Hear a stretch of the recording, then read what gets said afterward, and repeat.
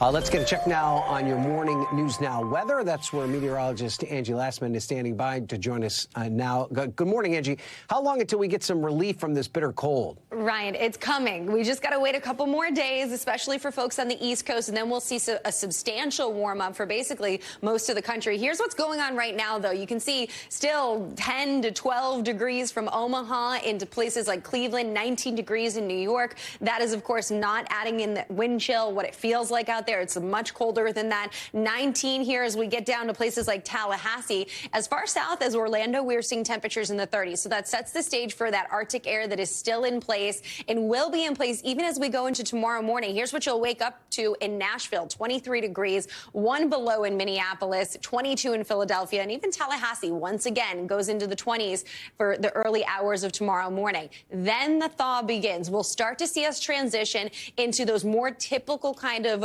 temperatures that we normally see for this time of year. It takes a little while. St. Louis goes from 27 on Wednesday to 41 on Thursday, and they're not done warming up just yet. Friday into the high 40s. So that's what you can expect for the low temperatures. So many places around the country are going to see 50s widespread across much of the eastern half of the country. So just be prepared for that. This is good news for Buffalo as well. Temperatures will eventually end up in the 40s and 50s down the line, and that, of course, will help them thaw out as well and recover from that major winter storm system that they've been dealing with for days and days. And they're not done with it just yet. There's still actually lake effect snow bands that are set up and continuing to bring them the potential for 6 to 12 inches here through the day today. We'll eventually see those subside. But in the meantime, still monitoring that as that system has moved to the north and left the west-northwest winds still in place. Now we turn our attention to this secondary system. If you live in the Tennessee Valley, you'll likely see some light snow falling. Nothing that will be too impactful for travel, so don't worry about that.